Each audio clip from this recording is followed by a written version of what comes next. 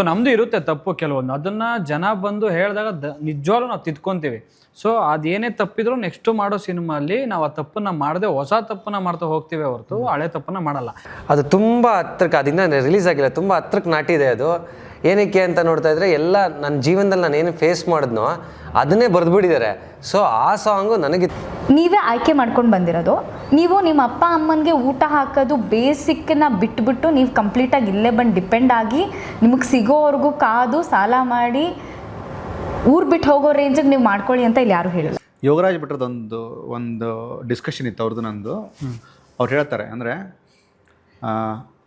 Cinema ಅಂದರೆ ಬೆಳಕಲ್ಲಿ ಚಿತ್ರೀಕರಣ ಮಾಡಿ ಕತ್ತಲಲ್ಲೇ ತೋರಿಸುವಂತಹ ಒಂದು ಅದ್ಭುತವಾದ ಸೀಕ್ರೆಟು ಅಂತ ಹೇಳ್ತಾರೆ. ಸೂಪರ್. ಇದನ್ನು ನೀವು ಹೇಗೆ ಡಿಫೈನ್ ಮಾಡ್ತೀರಿ? ಹೌದು, ಎಲ್ಲ ತುಂಬ ಅದ್ಭುತವಾಗಿದೆ ಸರ್.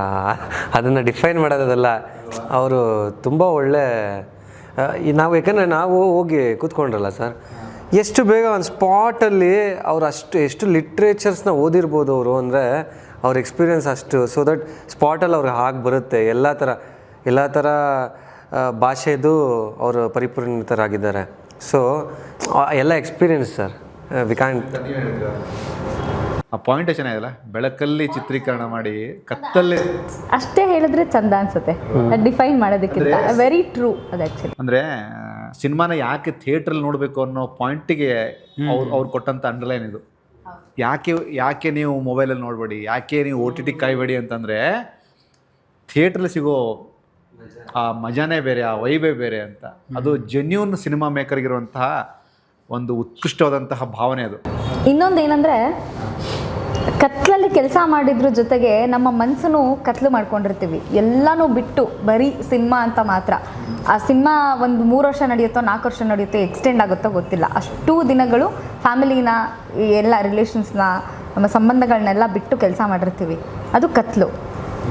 ವಾಪಸ್ ಹೆಂಗೆ ಬೆಳಕಿಗೆ ಬರುತ್ತೆ ಅಂದರೆ, ನೀವು ಕತ್ಲಲ್ಲಿ ನೋಡಿದಾಗ ನಮಗೆ ಬೆಳಕು ಸಿಗುತ್ತೆ. ಇದಕ್ಕೊಂದು ಬೇರೆ ಥರದ ಡೈಮೆನ್ಷನ್ ಕೊಟ್ಟಲು.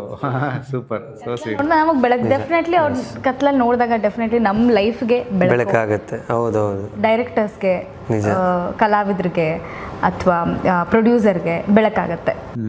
ಈ ಜಾಲಿ ಅನ್ನೋದನ್ನು ನಾವು ಒಂದು ಸ್ವಲ್ಪ ಡೈವರ್ಟ್ ಮಾಡ್ಕೊಂಡು ಜಾಲಿ ರಿಲೇಟೆಡೇ ಒಂದು ಸ್ವಲ್ಪ ಮಾತಾಡೋದಾದ್ರೆ, ತುಂಬ ಜಾಲಿ ಅಂತಂದಾಗ ಜಾಲಿಯಾಗಿ ತಾರುಷ್ ನೆನಪಿಸ್ಕೊಳ್ಳುವಂಥ ಹಾಡುಗಳು ಯಾವುದು?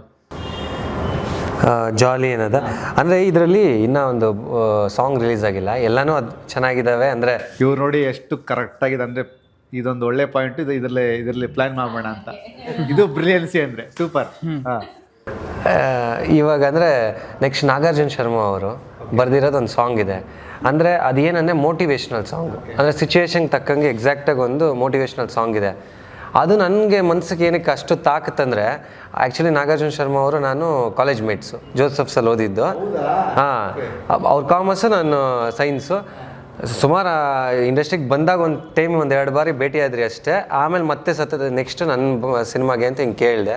ಸರಿ ಬರ್ಕೊಡೋಣ ಬ್ರೋ ಅಂತೆಲ್ಲ ಇದು ಮಾಡಿದ್ರು. ಬ್ರೋ ಚೆನ್ನಾಗಿ ಮಾಡ್ಕೊಳ್ಳೋಣ ಅಂತೆಲ್ಲ, ಆರಾಮಾಗಿ ಟೆನ್ಷನ್ ತೊಗೊಬೇಡಿ ಅಂದರು. ಒಂದು 2-3 ಕರೆಕ್ಷನ್ಸ್ ಮಾಡಿಸಿದ್ರಿ. ಫೈನಲ್ ಕರೆಕ್ಷನ್ ಆಯಿತು, ಕಳಿಸಿದ್ರು. ಅದು ತುಂಬ ಹತ್ರಕ್ಕೆ, ಅದಿನ್ನ ರಿಲೀಸ್ ಆಗಿಲ್ಲ, ತುಂಬ ಹತ್ರಕ್ಕೆ ನಾಟಿದೆ ಅದು.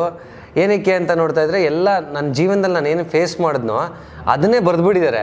ಸೊ ಆ ಸಾಂಗು ನನಗೆ ತುಂಬ ಹತ್ರ ಕೊಡ್ತು, ಬೇರೆ ಎಲ್ಲದಕ್ಕಿಂತನೂ. ಆ್ಯಸ್ ಅ ಪರ್ಸನ್ ಆಗಿ ನನಗೆ ಜಾಸ್ತಿ ಫೀಲ್ ಆಗ್ತಿತ್ತು. ಅಂದರೆ ಮುಂದಿನ ದಿನಗಳಲ್ಲಿ ಅದು ಇನ್ ಜನರಲ್ಲಾಗಿ ಎಲ್ಲರಿಗೂ ಮೋಟಿವೇಶನ್, ಜಿಮ್ಗೆ ಹೋಗ್ಬೇಕಾದ್ರೆ ಆಗಲಿ, ಇಲ್ಲ ಬೇಜಾರಾಗಿರ್ಬೇಕಾದ್ರೆ ಆಗಲಿ, ಆ ಟರ್ಮ್ಸಲ್ಲೇ ಮಾಡಿರೋ ಸಾಂಗ್ ಅದು. ಒಟ್ಟಿನಲ್ಲಿ ಅದು ನನ್ನ ಲೈಫ್ಗೂ ಹಂಗೆ. ನಿಮ್ಮ ಸಿನಿಮಾ ಬಿಟ್ಟು ಬೇರೆ ಸಿನಿಮಾಗಳದ್ದು ಸುಮ್ಮನೆ ಒಂದು ರೀಕಾಲ್ ಮಾಡಿದ್ರೆ, ಜಾಲಿ ಅನ್ನೋದು ನನ್ನ ಪಾಯಿಂಟ್ ಆಫ್ ವ್ಯೂ ಈ ಹಾಡಿಗೆ ಸೂಟ್ ಆಗುತ್ತೆ ಸರ್ ಅನ್ನೋ ಥರದಾದ್ರೆ ಯಾವುದಕ್ಕೆ ಸೂಟ್ ಆಗುತ್ತೆ? ಜಾಲಿ ಅನ್ನೋದು ಹಾಡು. ಅದು ಬೇರೆ ಸಿನಿಮಾ, ಈ ಸಿನಿಮಾಗೆ ಬೇರೆ ಯಾವ ಸಿನಿಮಾದ ಹಾಡು ಸೂಟ್ ಆಗುತ್ತೆ? ನಮ್ಮ ಸಿನಿಮಾಗೆ ಇದು ಸೂಟ್ ಆಗುತ್ತಪ್ಪ. ಜಾಲಿಗೋ ಜಾಲಿ ಅಪ್ಪು ಸರ್ದು ಹಾಡಿದೆಯಲ್ಲ, ಅಪ್ಪೋಣನ್ ಬಿಡಲ್ಲ ಇವರು. ಆ್ಯಕ್ಚುಲಿ ನನಗೂ ನೀವು ಕೇಳಿದಾಗ ಅದೇ ಒಂದು ತಲೆಗೆ.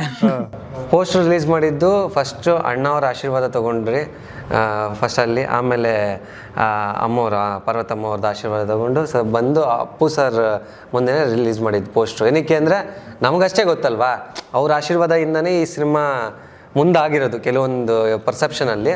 ಆ ಒಂದು ಸರ್ಪ್ರೈಸಿಂಗ್ ಎಲ್ಲ ನಮ್ಗೆ ಗೊತ್ತು. ಅಪ್ಪು ಸರ್ ಇದ್ದಿದ್ರೆ ಇವತ್ತು ಹೋಗಿ ಅಲ್ಲಿ ತಗೊಂಡು ಬರ್ಬೋದಾಗಿತ್ತು. ಕೆಲವೊಂದು ನೀವು ನಿಮ್ಮ ಮಾತಲ್ಲಿ ಅಪ್ಪಣ್ಣ ಆಲ್ರೆಡಿ ಬಂದು ಕೂತಿದ್ದಾರೆ, ಎಕ್ಸ್ಪ್ರೆಸ್ ಮಾಡ್ತಿದ್ದಾರೆ. ಸೊ ಹಾಗಾಗಿ ಅಲ್ಲಿಂದನೇ ಮುಂದಾಗಬೇಕು ಅಂತ ಹೇಳ್ಬಿಟ್ಟು ಅಲ್ಲಿ ಹೋಗಿ ಅವ್ರ ಆಶೀರ್ವಾದ ಸಿಕ್ಕಾಗಿದೆ ಸರ್. ಓಕೆ.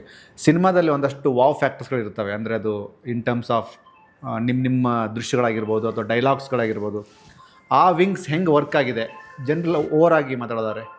ನನ್ನ ಫೇವ್ರೆಟ್ಟು ಇವ್ರ ಸಾಂಗಲ್ಲಿ ಬಂದಿದೆ, ಯಾವುದಪ್ಪ, ನಾಮ್ ಹೇ ಉಸ್ಕಾ ನಾಮ್ ಇಸ್ಕಾ ಜಾಲಿ ಜಾಲಿ ಇವನ ಎಂಟ್ರಿ ಸುಂಟ್ರ ಗಾಳಿ ಅಂತ. ಅದು ಬ್ಯೂಟಿಫುಲ್. ಅದೇ ಜಾಲಿ ಸುಂಟ್ರ ಗಾಳಿ ಲೀ. ಎಸ್, ಫಸ್ಟ್ ಬರ್ದಿದ್ದು ನಾನು ಲಿರಿಕ್ ಅದೇ. ನಮ್ಮ ಮ್ಯೂಸಿಕ್ ಡೈರೆಕ್ಟರ್ ಅಂದರೆ ನನಗೆ ಸಿನಿಮಾ ಇದಾಯಿತು, ಫಸ್ಟ್ ಸಾಂಗ್ ಮಾಡಬೇಕು ಅಂತ ಬರೆದೆ.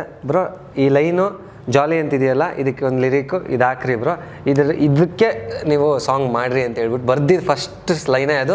ಈ ಸಿನಿಮಾಗೆ ಫಸ್ಟ್ ಸಾಂಗ್ ಕೂಡ ಅದೇ ಆಗಿತ್ತು.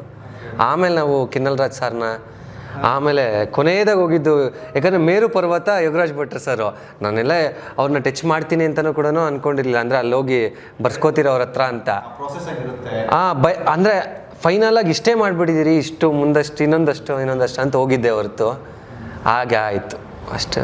ಬೇರೆ ಸಿನಿಮಾಗಳಿಗೂ ಮತ್ತು ಈಗಿನ ಪ್ರೆಸೆಂಟು ಜಾಲಿಗೂ ನೀವು ಸುಮ್ಮನೆ ಆ್ಯಸ್ ಎ ಆ್ಯಕ್ಟ್ರಾಗಿ ಕಂಪೇರ್ ಮಾಡಿಕೊಂಡ್ರೆ, ಕಾಂಟೆಂಟ್ ಡೆಲಿವರಿ ಆಯಿತು ಅಥವಾ ಈ ಒಂದು ಸ್ಟಾರ್ ಕ್ಯಾಸ್ಟು ಏನೆಲ್ಲ ಹೆಂಗೆಲ್ಲ ವರ್ಕ್ ಆಗುತ್ತೆ ಅಂತ ನಿಮ್ಮ ಪ್ರಕಾರ ಸಿನಿಮಾ ನೋಡೋವಂಥವ್ರಿಗೆ?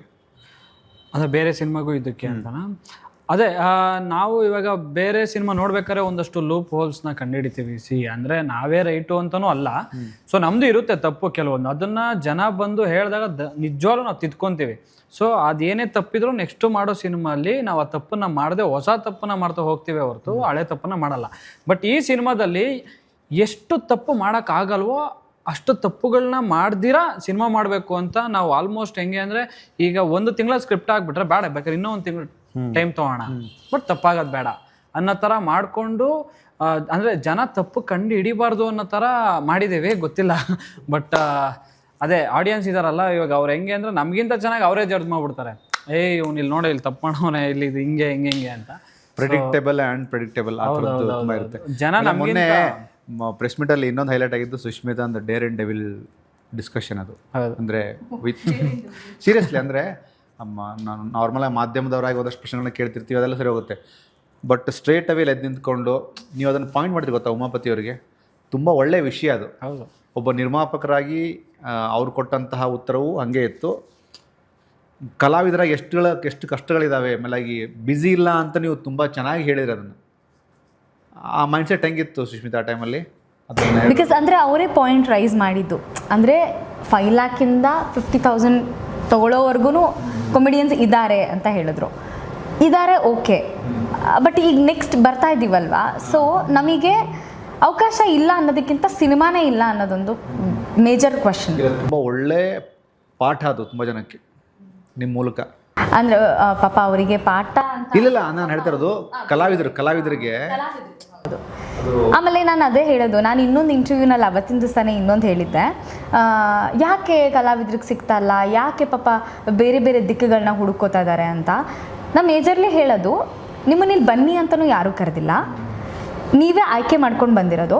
ನೀವು ನಿಮ್ಮ ಅಪ್ಪ ಅಮ್ಮನಿಗೆ ಊಟ ಹಾಕೋದು ಬೇಸಿಕ್ಕನ್ನ ಬಿಟ್ಬಿಟ್ಟು ನೀವು ಕಂಪ್ಲೀಟಾಗಿ ಇಲ್ಲೇ ಬಂದು ಡಿಪೆಂಡ್ ಆಗಿ ನಿಮಗೆ ಸಿಗೋವರೆಗೂ ಕಾದು ಸಾಲ ಮಾಡಿ ಊರು ಬಿಟ್ಟು ಹೋಗೋ ರೇಂಜಿಗೆ ನೀವು ಮಾಡ್ಕೊಳ್ಳಿ ಅಂತ ಇಲ್ಲಿ ಯಾರೂ ಹೇಳಿಲ್ಲ. ಅದನ್ನು ಯಾರು ಹೇಳಲ್ಲ, ನಾವು ಕರೆದಿಲ್ಲ, ನೀವು ಕರೆದಿಲ್ಲ, ಈಗ ನನ್ನನ್ನು ಯಾರೂ ಕರೆದಿಲ್ಲ. ನಾನೇ ಬಯಸಿ ಬಂದವಳಿಗೆ ನನ್ನ ಊಟ ಹುಟ್ಟಿಸ್ಕೊಳ್ಳೋಕ್ಕಾದರೂ ಅಟ್ಲೀಸ್ಟ್ ನನಗೊಂದು ಕೆಪಾಸಿಟಿ ಇರಬೇಕು. ಅದಾದಮೇಲೆ ನಾನು ಇದನ್ನು ಅಂತ ಚೂಸ್ ಮಾಡಬೇಕು. ಅಂಥವ್ರಿದ್ದರೆ ಮಾತ್ರ ಪ್ಲೀಸ್ ಡು ಕಮ್ ಟು ಇಂಡಸ್ಟ್ರಿಗೆ you are always welcome. Youngsters, writers please ಬನ್ನಿ.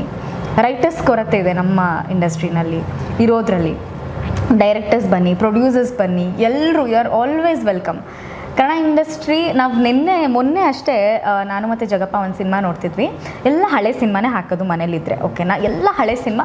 ವೆಬ್ ಸೀರೀಸ್ ಕೂಡ ನಾವು ಜಾಸ್ತಿ ನೋಡೋಕ್ಕೆ ಹೋಗಲ್ಲ, ಆಯಿತಾ. ಫಸ್ಟ್ ಈ ಸಿನಿಮಾಗಳನ್ನ ನೋಡಿಲ್ವಲ್ಲ, ಹಳೆ ಸಿನಿಮಾನ ನಾವೇ ನೋಡಿಲ್ಲ, ಇನ್ಯಾರು ನೋಡ್ತಾರೆ ಅಂದ್ಬಿಟ್ಟು ಹಳೆ ಸಿನಿಮಾಗಳು ಹಾಕೊಂಡು ಕೂತಿರೋದು. ನೀವು ನೋಡಿಗಿರಿ, ಅಷ್ಟು ಕರೆಕ್ಟ್ ಹೇಳಿ ನೋಡಿ. ಅಂದರೆ ಇಲ್ಲ ನೋಡಿಲ್ಲ, ಸತ್ಯ ಒಪ್ಕೋಬೇಕು, ಅದನ್ನು ನೋಡೋಕ್ಕಾಗಿರಲ್ಲ ಅಥವಾ ನೋಡೋಕ್ಕಾಗಿಲ್ಲ ಅನ್ನೋದಕ್ಕಿಂತ ಅವಾಗಿನ ಥಿಯೇಟರ್ಸಲ್ಲಿ ವಿಷ್ಣುವರ್ಧನ್ ಸರ್ನ ಥಿಯೇಟ್ರಲ್ಲಿ ನೋಡಿಲ್ಲ ಅನ್ನೋ ಹೊಟ್ಟೆ ಊರಿ ಇವಾಗಿದೆ ನನಗೆ, ಅವಾಗ ನಂಗೆ ಗೊತ್ತಿಲ್ಲ. ಅಣ್ಣ. ರಾಜ್ಕುಮಾರ್ ಸರ್ನ ಹಿಂಗೆ ಅಂತಾರೆ ಅಂತ ನಾವು ಮಿಮಿಕ್ರಿ ದಯಾನಂದ್ ಸರು ಮಿಮಿಕ್ರಿ ಗೋಪಿ ಅಣ್ಣನ ನೋಡ್ಬಿಟ್ಟು ಇವಾಗ ಇಂಡಸ್ಟ್ರಿಗೆ ಬಂದಮೇಲೆ ಓ ಹಿಂಗ ಓ ಹಂಗ ಅಂತ ಗೊತ್ತಾಗ್ತಿದೆ. ಆವಾಗೆಲ್ಲ ಆ್ಯಕ್ಚುಲಿ ನನಗೆ ಎಪ್ಸಿದ್ದು ನಮ್ಮಮ್ಮ, ವಿಷ್ಣು ಸರು ಹೊಟ್ಟೋಗ್ಬಿಟ್ರಂತೆ, ಸ್ಕೂಲ್ ಇಲ್ಲ ಇವತ್ತು ಅಂತ ಅಂದ್ಬಿಟ್ಟು ಎಪ್ಸಿದ್ದಾರೆ. ಹಾಂ 2009 ಓಹ್ ಹೌದಾ ಓಕೆ ಫೈನ್ ಅಂದ್ಬಿಟ್ಟು ಮತ್ತೆ ಮಲಗಿದ್ದೀನಿ. ಇವಾಗ ಆಗಿದ್ದಿದ್ರೆ ಆ ಡಿಫ್ರೆನ್ಸ್ ಅಲ್ವಾ? ಆವಾಗ ನಮಗೇನು ಗೊತ್ತಾಗ್ತಿರ್ಲಿಲ್ಲ. ಅಂಥ ಪುಣ್ಯವಂತರು ನಮ್ಮ ಇಂಡಸ್ಟ್ರಿಲಿ ಇದ್ರಾ, ಆ ಇಂಡಸ್ಟ್ರಿಲಿ ನಾನಿದ್ದೀನಾ ಅಂತ ಇವಾಗ ರಿಯಲೈಸ್ ಆಗ್ತಾ ಇರುತ್ತೆ.